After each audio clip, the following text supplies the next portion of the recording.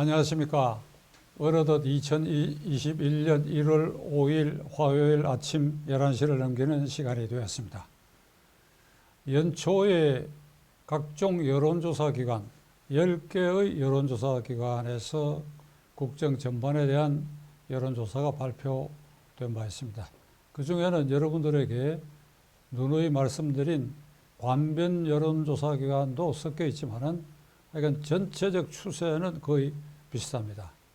이 추세의 결론, 제1야당인 국민의힘 당에 초점을 맞춰서 이 여론조사 결과는 현재의 김종인 주호영 체제 이 국민의힘 당은 그 독자적 후보를 서울시장 선거 석 달 뒤에 내놔도 안 될 가능성이 있고, 또 한차 나아가 내년 3월의 대통령 선거에서도 현재의 이 체제로는 어렵다라고 하는 것이 이번 여론조사 기관의 추세라고 저는 생각합니다. 특징은 첫째로 윤석열 검찰총장이 10개 기관의 조사 중에 3개에서 압도적으로 이재명, 이낙연을 누르고 1등을 고수했는데, 나머지 7개에서는 2등 또는 3등, 그러나 여전히 3위권에서 이 격돌하는 양상을 보이고 있습니다. 이 조사 방법의 특징 때문에 예를 들면 ARS 조사, 전화기에 자동으로 묻고 그래야 답하는 사람이 사람에게 답하는 것이 아니라 기계에 답하는 ARS 조사에서는 윤석열 총장이 압도적이었다. 전화 면접원이 이 연결된 사람과 대화를 통해서 누구를 지지하느냐, 여기에 2등 또는 3등이다. 이것은 각각 장단이 있는데 이 응답자들의 심정에서는 자기의 전화번호를 아는 면접원하고 사실대로 말하기가 어려운 부분이 있지 않느냐. 그렇다면 ARS 조사가 이 경우에 월등히 신뢰도가 높다. 자, 그럼 이렇게 판단이 되고, 두 번째로는 문재인 대통령으로는 안 되겠다. 10개 조사기관 전체 추세가 문재인 정권은 안 되겠다. 이건 반드시 바꿔야 되겠다. 그 중에 대표적으로 관변 기관이라고 추정되는 리얼미터가 지금까지는 문재인 대통령 지지하지 않는 사람이 59.1, 59.6 이렇게 나오길래 제가 이 방송을 통해서 참 이게 좀 간사한 짓 아니냐 이렇게 말씀을 드린 바가 있는데, 드디어 리얼미터도 문재인 지지가 반대하는 사람이 60%가 넘어섰다. 그리고 찬성은 30% 초반으로 내려앉았다. 이건 뭘 말하는가 하면, 이건 정권 교체의 그 확실한 가닥이 지금 잡혀져 가고 있다. 이런 추세가 나타나고, 셋째로 그러면 정권 교체를 위해서 문재인 정권을 대신할 제1야당 국민의힘 당이 그만큼 신뢰를 받고 있느냐? 그건 그렇지 않아요. 그걸 시청자 여러분들 주목해야 됩니다. 왜 그렇지 않느냐? 대통령 지지율은 아주 낮고 반대가 아주 높지만은 민주당 지지율과 국민의힘 당 지지율은 비슷하거나 경우에 따라서는 여전히 민주당이 앞선다. 가령 대통령을 반대하는 국민 열망이 60%가 훨씬 넘는다. 제가 보기에는 뭐 그보다 훨씬 높다고 보는데, 그렇다면 대한세력으로서 제1야당이 압도적으로 민주당을 눌러야 되는데, 압도적이긴 그냥 민주당이 경우에 따라서는 앞서고 비슷하거나, 그러니까 국민의힘 당이 존재가 미미하다.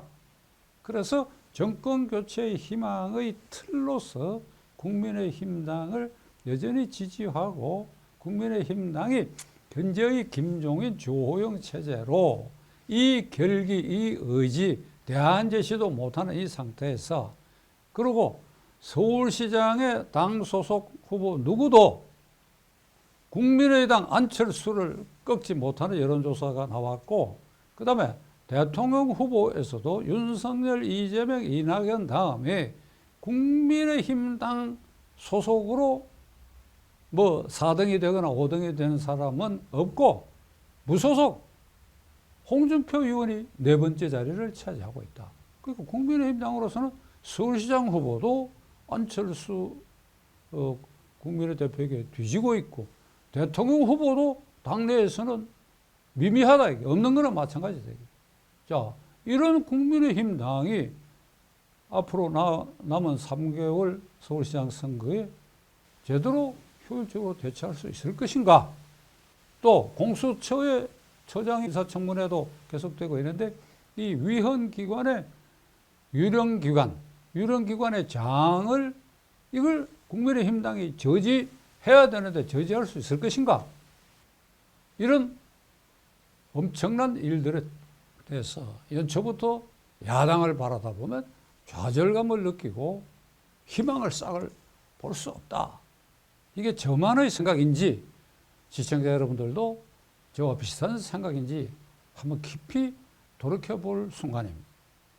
87년 민주화 이후에 들어선 역대 정권 어떤 정권보다도 헌법의 기본 원리 자유민주주의 체제를 훼손하고 법치주의를 뭉개고 이게 초유의 정권입니다. 언론 자유 심대하게 지금 위축되어 있습니다. 여러분 아마 느끼실 겁니다. 이런 집권 세력, 이런 문재인 정권에 대결대항해가지고 이 정권을 탈환하고 서울시장 그리고 나아가 대통령 선거 이기기 위해서는 제1야당이 대한 세력으로 투지, 결기, 의지, 현안에 대한 정책 대안 제시, 그래서 믿음직하다. 국회에서 밀리더라도 우리는 이들을 밀어야 되겠다 하는 것이 국민 속에 용소 섬쳐야 되는데 그 흔적을 우리는 지금 찾을 수가 없습니다.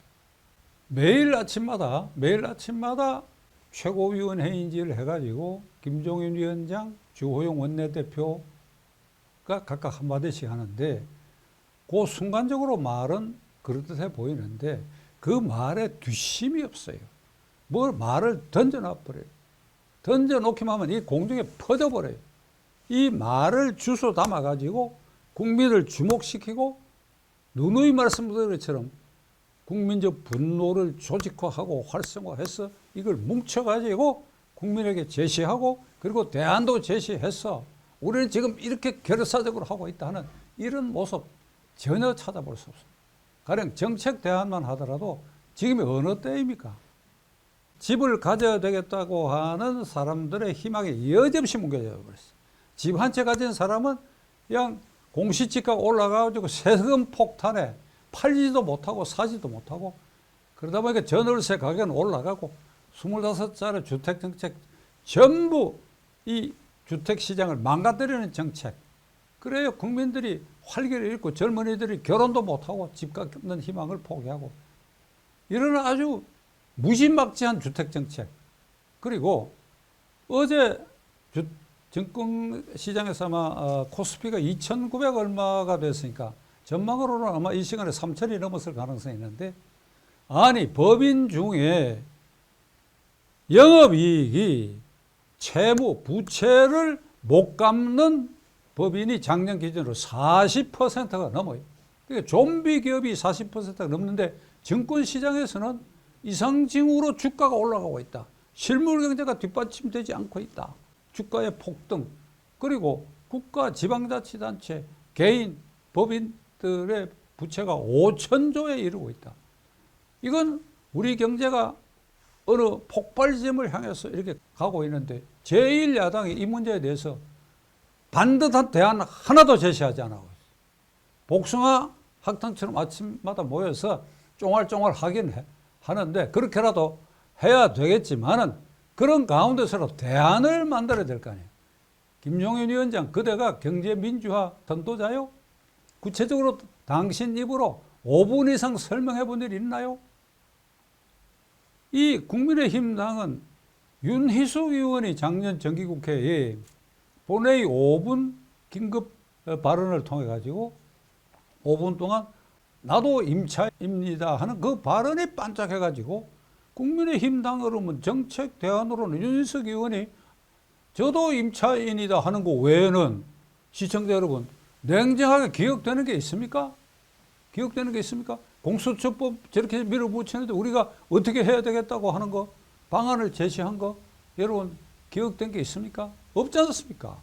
정책 대안도 제시 안 하고 결기도 없고 그리고 세워라 내오라 하고 당내 시장 후보, 대통령 후보도 제3당이나 또는 민주당에 밀리는 이런 당을 우리가 연초부터 마주해가지고 여기 어떤 희망을 걸 수 있겠냐 이 말입니다.